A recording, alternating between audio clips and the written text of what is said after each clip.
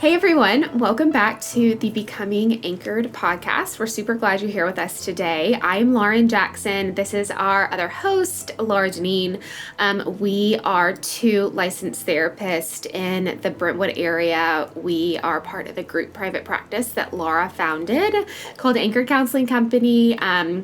Our group practice sees clients throughout the lifespan, presenting with concerns anywhere from anxiety and depression, body image concerns, disordered eating, grief and loss, life transition, kind of all through that spectrum. We really love what we do. We've been so enjoying creating this podcast and connecting with you guys in a different way, and kind of sharing our lives and our therapeutic wisdom with you in a different way than just sitting, face to face with clients. So it's been really life-giving for us, and we're excited for the content for today.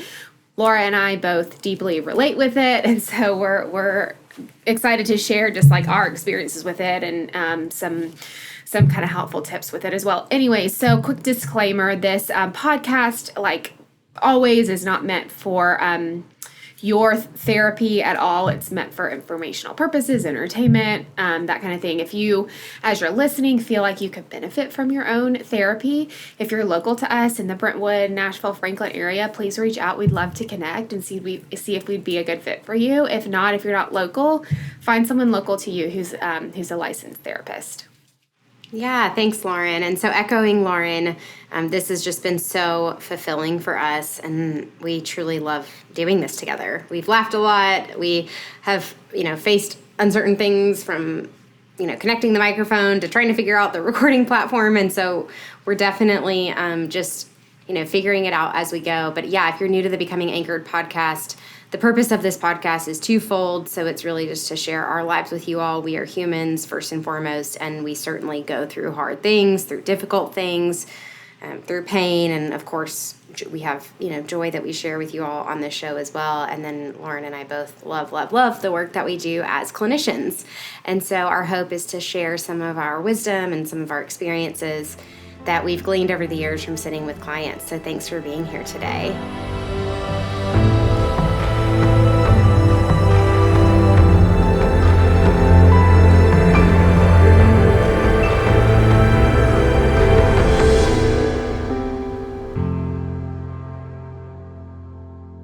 Like Lauren said, we have a topic that we both can relate to on some level. We are going to be talking about all the ins and outs of people-pleasing, and more specifically, how to reduce people-pleasing behaviors. We are using that verbiage of it being a behavior to really start to cultivate agency in our listeners around their capabilities in really reducing people-pleasing. So let's go ahead and just dive right in. We're excited to have y'all. Gosh, people-pleasing, it's a big topic. It sure is. And I feel like it can have maybe like more of kind of a negative connotation to it. Like, oh, I'm such a people pleaser. She's just people pleasing, that kind of thing.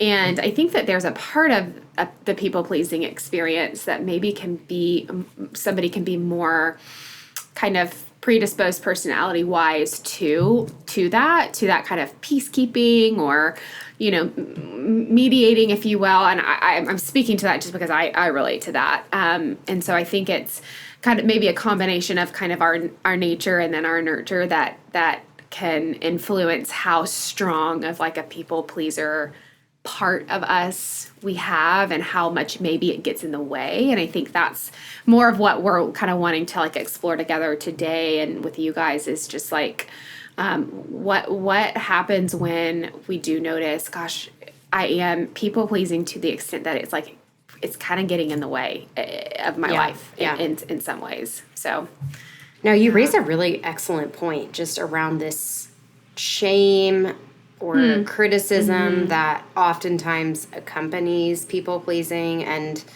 we really want to shed light on this topic in a kind, gentle, tender way. Because, I agree with you. I've certainly heard that, and I've most likely done it myself at some point. Sure. In my, own mental health journey of like, gosh, I'm doing that thing, and it can be so easy to do an eye roll or shame ourselves, and really we know that the way that we start to change is by cultivating kindness towards ourselves. So I love that foundational piece that you just mentioned here. When I'm thinking of like a working definition of people pleasing, I know we do this quite often on the show, but it's like we want to understand what we're talking about first before we provide the how-tos to y'all, right? So, I mean, a basic definition of people pleasing in my mind is really putting other people's needs above my own, and it's a consistent pattern of behavior, right? It's not like if my husband is sick, it's appropriate for me to like go to the grocery store. He goes to the grocery store oftentimes for us. It's appropriate for me to go to the grocery store to take on more responsibility as he heals and recovers and takes care of himself, right? That's appropriate. We're talking about a consistent pattern of behavior that is marked by putting other people's needs above our own. And just kind of qualities of people pleasers that come to mind. People pleasers are frequently really pretty afraid of any type of conflict or confrontation or discord with another person. And then that's one of the reasons why they're people pleasing in the first place.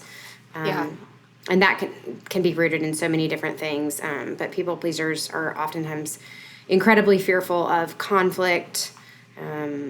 People pleasers can also be perfectionists, and that's why they're people pleasing. Yeah. Any other like qualities coming to mind for you? I mean, those are the two big ones that I kind of think of: conflict avoidant, wanting to make sure everybody else is okay and happy, perfectionistic. Maybe people pleasers can tend to be perhaps more like reserved or more internalized or internalizing processors, if you will. And then I think, too, when it comes to people pleasing, Laura, you brought up a good point. First we want to understand, like you said, what it is that we're talking about. And then with this particular kind of behavior, and maybe in some ways dysfunctional behavior, it's like, what is motivating it? Why are we doing it? And so I think that conflict avoidance piece can be huge for those of us who tend towards patterns of people pleasing. And I'm like raising my hand here because this is like truly me. I've done a lot of work to kind of like build awareness around it and challenge it. Because I've found in a lot of ways that it would get in the way of me knowing what I wanted and what I needed and what was best for me and putting other people's needs first. But yeah, what is the motivation? Conflict avoidance, acceptance, like wanting to feel accepted. Maybe it's in this is my experience. Maybe there's this like internalized peace you're trying to keep, whether that's like your own peace you're trying to keep by trying to avoid conflict, or relational peace you're trying to keep, right? So conflict avoidance, keeping the peace, wanting to feel accepted. Maybe even if we get down to like a deeper level, maybe it's like an avoidance of like, or trying to avoid pain, like trying to stay away from like hurt. And that can speak to, maybe historically any ways that we've been hurt or we've experienced pain or we've had relational wounds. Our bodies are really cool in that they come up with these like different coping strategies to help us in the future avoid painful or dangerous or scary situations. And then what we can find in adulthood is that sometimes those ways of coping that our body kind of develops aren't always helpful anymore. And so maybe there's like a chronic kind of people pleaser pattern that for a while has like kept you safe from like dangerous conflict or things like that in like relationships. And then as an adult, you find, man, I'm people pleasing so much that I'm like, I'm so resentful of everybody and everything all the time because I don't know how to say no, or I really don't want to do this thing, but I keep doing it anyways. So yeah, the motivation, like what is underneath the people pleasing that is like showing up for you, that feels important to kind of name, and then like we always talk about in here, build awareness around, like build some insight around. Yeah.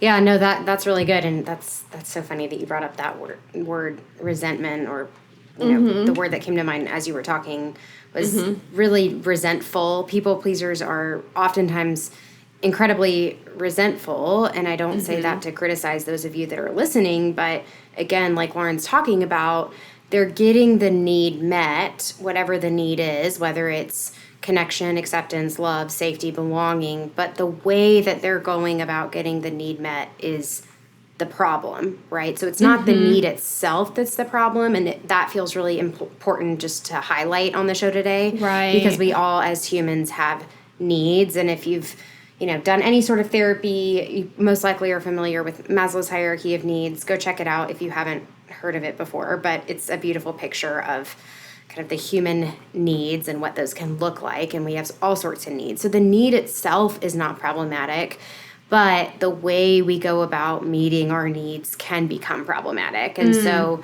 this is where the how-to of, like, if you're listening, you're probably like, well, just tell me how to stop people pleasing, right? It's complex. And that's the framework of, like, okay, how are we going about meeting our needs in adaptive, healthy ways? Whether that's saying no when we mean no, or setting a boundary with the person that we are consistently not feeling great around, like whatever it looks like, that's the work, is getting the needs met in an adaptive way, and that can support us towards reducing people pleasing. But I mean, I've had times of resentment in my life when, earlier in my mental health journey, therapy career, I like to call it, when I would say yes, and I would say yes almost like a reflexive response, and then I was burnt out or resentful, and carrying that is quite heavy, and it's a lot to carry, and it's honestly not fruitful for our relationships, because if we are showing up in our relationships in a way that is burnt out, like, people notice that, right? And we're maybe not able to, like, fully give, versus, like, being restored and saying yes when we mean yes and saying no when we mean no. Like, I've found that the more I've worked on my own people-pleasing tendencies, that I'm able to, like, give more, and the quality is better of my relationships versus kind of this consistent pattern of behavior. Yeah. Laura, you said something earlier that I just wanted to circle back around to, that felt important to me or worth highlighting, just around, like, the need not being the problem. And oftentimes, maybe even as someone who tends to people please or a people pleaser, it's easier for us to blame the need as the problem than it is to change the problematic behavior, because that requires discomfort, and we don't like discomfort. Right. And so just highlighting that feels important, because, and I think this could be true for anybody, maybe not just someone who has that kind of proclivity to that chronic people pleasing. I think generally speaking, as humans, our human nature is to want to feel good, not not want discomfort.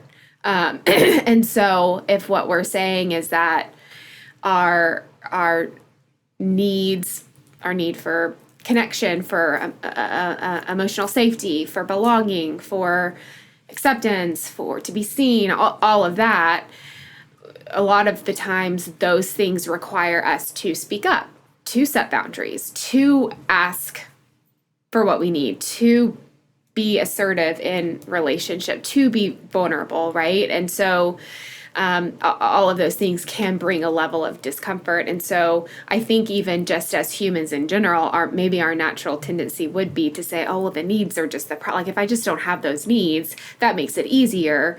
And then I can just kind of keep doing what I'm doing, and maybe get by when it's like, okay, when we do recognize that the need is the need and that's good, then that maybe means that my behavior needs to change, and that can be hard. Yeah. Yeah. Gosh, such an excellent perspective.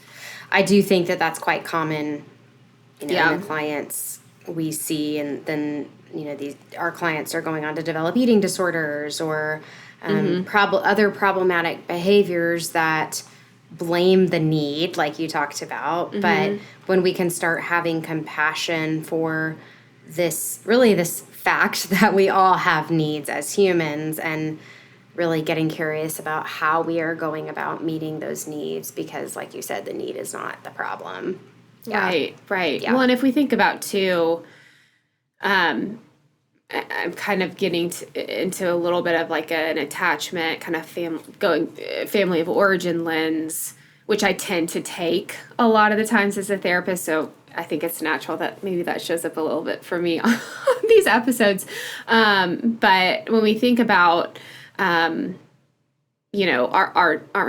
needs, our emotional, relational needs, and of course our physical needs, water, food, that kind of thing, we're kind of born into this world with them, screaming for them, right? We're born into the world screaming, I am in need, right? And the hope is that we are grown up being fostered in those needs, being seen in those needs, being met in those needs, so that we do grow up learning and knowing that I can have needs, and that I can speak up, and that I can say no, and that I can ask for help, and that I can say I need this thing, whatever, right? And so aside from maybe having a predisposition personality-wise, genetic makeup-wise, to maybe be a little bit more people pleaser, right? Sometimes our growing up and our development in ways stunts our ability to know that we can have needs, which then can set us up to be more predisposed to want to please everyone around us because their needs are greater than, or keeping the peace is greater than, because that's safer, or because that's just less dangerous. And so again, that's getting into a little bit more of that like developmental lens, if you will. And I think that can be people's stories a lot of the times. So just wanted to make that point. Yeah, I mean, I think that it's so important, right? Because we don't wake up when we're 25 or 35 or 45 all of a sudden people pleasing, or at least that's not historically my experience or my clinical experience treating clients, or even my own experience. But yes, I fully agree with you. And it is interesting to start to ask ourselves how our parents or primary caregivers responded to our needs when we were growing up, because that's what Lauren's talking about. It's like, okay, how did they respond to my need? Did they do their best to meet their need? Now, no family is perfect. I'm a parent, I'm not perfect. Lauren's a parent, she's not perfect. And the reality is that there are some parents that respond well to their child's needs and do their best and repair when there's a rupture if the need wasn't met in the first place. So all that to say, for those of you listening today, it really might be helpful, and I would argue if you are a people pleaser, fundamental to your recovery process is starting to ask yourself how your loved ones responded to your needs. Did they attune to the need? Did they do their best to meet the need? Or did they mock the need, God forbid? Did they criticize the need? And starting to notice in adulthood if that's how you respond as well. Because if that's all you know, it makes sense that would be how you would respond. I mean, why would you know to do anything different, right? And I don't know who said this, Lauren, you might know, but I read somewhere one time that parent pleasers become people pleasers. And so that's an interesting piece as well. Yeah. Like if you have kind of a proclivity towards pleasing your parents, or maybe your parents didn't allow for mistakes in your home, or maybe they showed overt disappointment in you and you were terrified of making a mistake or messing up in front of them, then you became a parent pleaser most likely as a child because that attachment gave you security, and then in adulthood that looks like people pleasing. So just an interesting kind of way to put it that I heard, I think pretty recently, and I don't know who, certainly not me, I didn't come up with that quote, but I don't know who said it. I don't know who said that either. Yeah, that feels, I'm sure a lot of people can probably resonate with that who are listening. And just to like share some more of like my story, because like you all have heard on this episode, I like just truly deeply resonate with being a people pleaser. If any of you guys know the Enneagram, I know that's kind of a hot, trendy thing, right? I'm a 9 on the Enneagram. So, maybe my 9ness, leans me more towards being a people pleaser. It's kind of chicken or the egg, whatever. I don't know. Growing up in my kind of family of origin in my childhood, my needs were very attuned to. My needs were responded to really well by my parents. And so, there's not necessarily for me in my story, what I would call like developmental trauma or like emotional neglect or anything like that would cause a deep kind of like, I don't know, trauma response to being a people pleaser as an adult. I think my tendency towards it really is kind of like a personality piece. And then, in my high school years, that just got really strong for me as a way to kind of cope with the transition of, being a high schooler and then turning into an adult. And I think, environmentally, things like big life transitions and, going, like I said, from an 18-year-old or a 17-year-old to a 19-year-old, that can be enough for someone in their environment to exacerbate that kind of predisposition internally. So just to share that as like my experience as being a people pleaser, and not having like as not being someone who identifies as having a traumatic childhood, and also noticing that dysfunctional pattern of people pleasing to the point where I'm like neglecting myself. Yeah, and I've known Lauren for a while, gosh, like 5 years now. And, just getting really vulnerable. I mean, I've seen you grow, and I know that we've both gone through hard things in the last 5 years, and you have really challenged yourself to lean into this. What's the opposite of people pleasing? Speaking your needs, I guess. Yeah. I'm trying to find the verbiage for it here today. But yeah, you've really leaned into like advocating for yourself and speaking up for yourself and sharing what you think. And it's been such a beautiful gift just being in a relationship with you, because I feel like I know you more, right? And that's that vulnerability piece. So that's the gift of really showing up fully and speaking our needs. And with healthy people, hopefully we have the opportunity to do that because they can receive that well. Yeah. Yeah. So when you're thinking about, go ahead. No, I just had just one other quick thought. I mean, one of the things that we talk about so much on this podcast and that we train a lot of our staff on is values work, right? Like with our clients, and comes from acceptance and commitment therapy. And so if we're also looking at this through the lens of values, if I do that work around knowing what I do value, then probably what happens is that I see how chronic people pleasing bumps up against my values, which then can actually help me do something differently, even if it is uncomfortable, because typically what we value just weighs a lot more and it's just a lot more significant to us and for us than whatever dysfunctional behavior we are that is showing up for us, which can be quite a strong intrinsic motivation to make change. And so that was just like one other thing that came up for me, just that values piece, because I know that's so important to us as therapists and anchored, and how we treat our clients. So just one last little bit. Yeah, what comes to mind for me as you're talking about that is like short-term discomfort, long-term gain, right? So the short-term discomfort of you speaking up for yourself. And for the record, Lauren has been so vulnerable today, and I certainly have my own, history with people pleasing as well, that we can maybe share on another episode. But so thank you, Lauren, for your vulnerability. Yeah. But yeah, I mean, that short-term discomfort that I've observed in you for the long term gain the long-term benefit of getting what you need or getting what you want, I think is important to remember. And so, yeah, as we're recapping kind of the how-to, I mean, we talked about today noticing what the need is without judgment. That's a lot of the work. And then figuring out how we can get that need met in healthy ways, right? So practicing assertiveness, setting boundaries, those are going to be 2 ways to facilitate moving through people-pleasing towards health.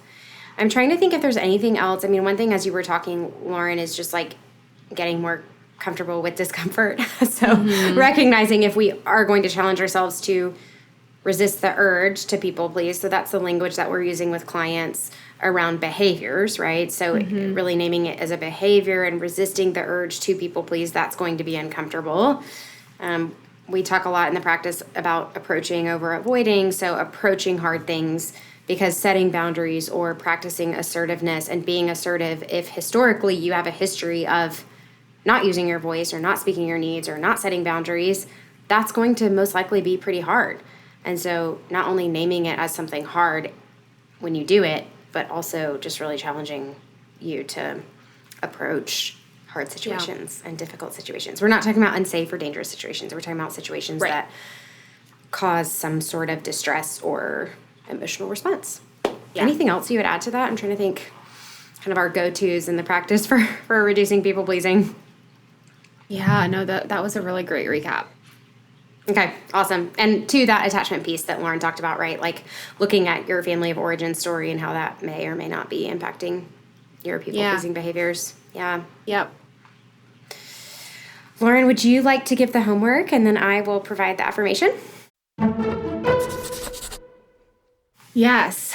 So I could give you guys a lot of homework, but I won't.